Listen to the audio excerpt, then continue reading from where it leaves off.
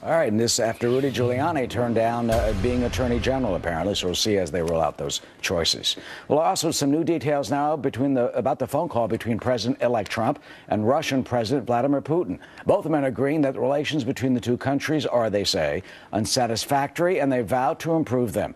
President Putin saying this, quote, "As I've repeatedly said, that is our fault that Russian-American relations are in that poor state. But Russia is ready and wants to restore the full-fledged relations with the United States."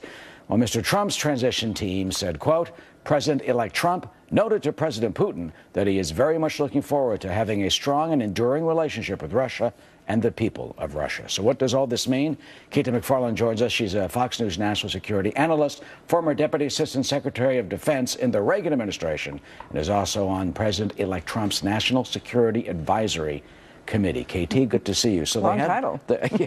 We'll get to that in a minute. So they have this telephone conversation, right, and then just a couple of hours later, apparently, Russia launches what they call a major air assault and bombing of Aleppo. Some are worrying that Mr. Trump's election may give Mr. Putin a green light. Basically, he'll be unrestrained. What do you think? You know, first of all, the conversations like this, phone calls, congratulatory phone calls, happen all the time. We do it when other countries elect new leaders, so that's normal. Number two, there's only one president at a time in the United States. And so Donald Trump, even though he has just won by an extraordinary earthquake and an overwhelming landslide, and now is the most powerful political figure in the world. Well, landslide in the Electoral College. Well, no, but he now has both houses of Congress, and he went to war against the mainstream media, the Republican and Democratic establishments, the two political machines, the Bush and the Obama and the Clinton political machines, which has dominated American politics for a generation.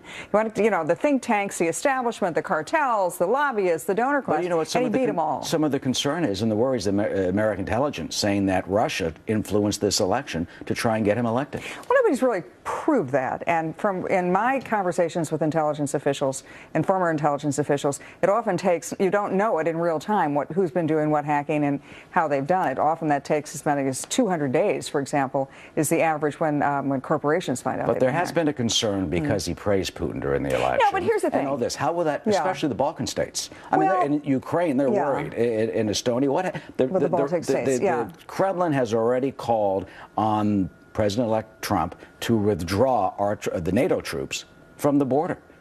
Well, President-elect Trump doesn't make any decisions on that until he's President Trump, for number one.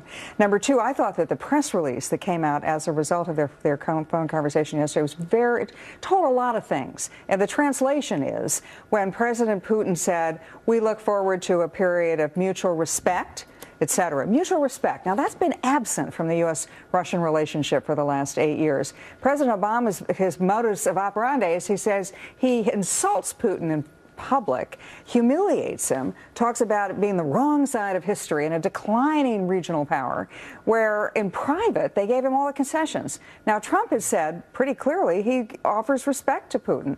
Putin's press release says that they're looking for that respect. But I'll tell you, Donald Trump is the toughest negotiator around. And so the fact that he has public praise and respect for Putin, and then privately probably will be one heck of a tough negotiator. But has Putin earned that respect of the West when you're dealing with the crackdowns, you're dealing with the journalist issues, dealing with Crimea, you're dealing with what he did in Ukraine, and trying to undermine our interests?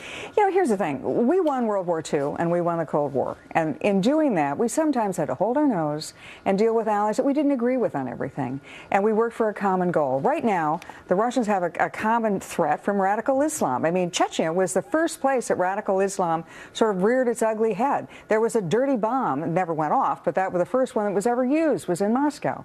So we have a common enemy. And Donald Trump has said on many occasions in his speeches and on the campaign trail, wouldn't it be good if we could work together to defeat radical Islam, and particularly against ISIS? All right, we'll see what happens. By the way, quickly, you're on the advisory committee. What do you do? Well, I briefed candidate Donald Trump when he was running, and I've got to tell you, I was in the room with him. He was very respectful. I was the only woman in the room. He listened to my advice, took my advice, and I found him and his instincts, his ability to get right to the main point. You know, forget about all the fluff, and he just gets right to the main point of the issue, and I found that really refreshing because a lot of national security experts, they fluff around. He got right to the point. All right, no fluff. No fluff. KT, thanks so much. All business. Thank you. Jenna?